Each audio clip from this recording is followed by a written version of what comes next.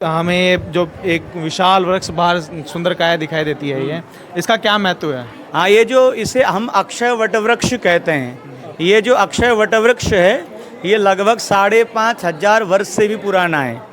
इसकी विशेषता ये है कि यहाँ कभी पतझड़ नहीं होता है, हमेशा हरियाली छाई रहती है। और अन्य वृक्षों में ऋतुओं के अनुसार पतझड़ आते हैं, लेकिन इस पर कोई पतझड़ का असर नहीं होता है। साक्षात इंद्रदेव अमृत का कलश जो स्वर्ग लोक में है, वो स्वर्ग का अमृत का कलश इस भूमि पे लगाया गया है और थोड़ा अमृत निकाल के इस अक्षय वट वृक्ष में अमृत डाला गया है।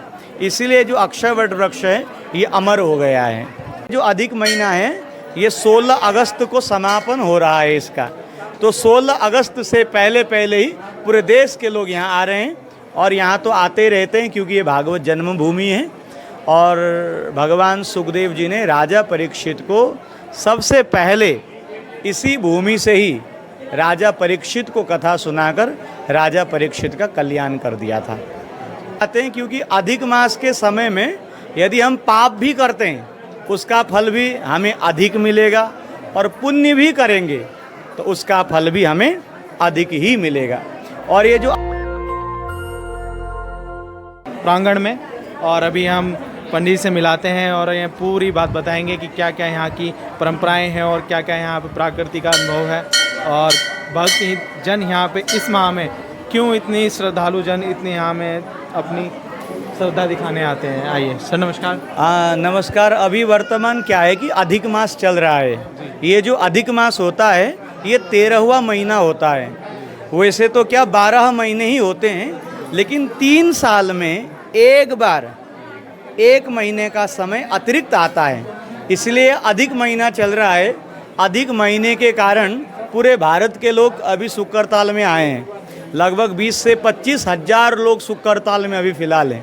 वैसे तो यहाँ 3,500 हज़ार की आबादी है, लेकिन लगभग 20-25 हज़ार लोग यहाँ पे आए रहे हैं। और इसीलिए आते हैं क्योंकि अधिक मास के समय में यदि हम पाप भी करते हैं उसका फल भी हमें अधिक मिलेगा, और पुण्य भी करेंगे तो उसका फल भी हमें अधिक ही मिलेगा। और ये जो अधिक महीना है ये 16 अगस्त को समापन हो रहा है इसका।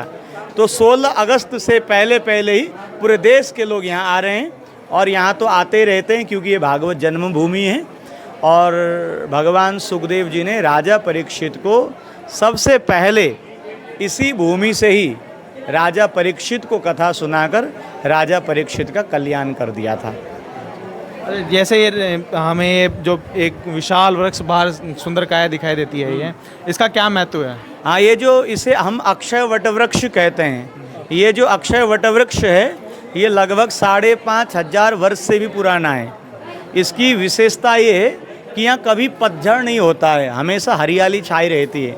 और अन्य वृक्षों में ऋतुओं के अनुसार पतझड़ आते हैं, लेकिन इस पर कोई पतझड़ का असर नहीं होता है। साक्षात इंद्रदेव अमृत का कलश जो स्वर्ग लोक में है, वो स्वर्ग का अमृत का कलश इस भूमि पे लगाया गया है और थोड़ा अमृत निकाल के इस अक्षय वट वृक्ष में अमृत डाला गया है। इसीलिए जो अक्षय वट वृक्ष है ये अमर हो गया है। उसमें जैसे ये श्रद्धालु जन इसकी पूजा करते हैं, अन्य शाखाएं हैं, इनका कुछ महत्व है? हाँ, ऐसा है। यहाँ श्रद्धालु जन अक्षय वट की पूजा करते हैं। वट माने विश्वास। ये साक्षात महादेव और साक्षात सुखदेव का स्वरूप है। और कोई भी व्यक्ति श्रद्धा से अपनी भक्ति से यहाँ मनोकामना मांगता हो तो 1 साल के अंदर अंदर यहाँ उसकी मनोकामना पूर्ण हो जाती, चाहे कैसी ही क्यों न बड़ी मनोकामना हो। इतनी बड़ी कृपा यहाँ पे है।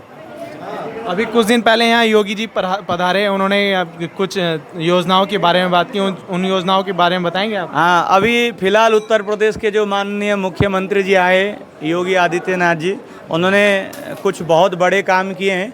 एक तो क्या, तीर्थवासियों की मांग थी गंगा की मुख्य धारा लाने को। तो 4 जुलाई को जब हमारे यहाँ के मुख्यमंत्री जी आए तो उन्होंने जो है यहाँ पे गंगा की मुख्य धारा को भीमगौड़ा से होते हुए रतमऊ नदी है एक, और वहाँ से होते हुए वही हर की पेड़ी की गंगा अब सुखताल में बह रही है। माने पहले तो क्या 2 नदियाँ थी यहाँ, एक सोलानी नदी भी थी और एक गंगा भी थी। अब प्रदेश सरकार ने, योगी जी ने बिल्कुल वही गंगा सुकताल पे छोड़ दी जो लगभग 5,500 वर्ष पूर्व जो गंगा बहती थी, आज वही गंगा सुकताल में बह रही है।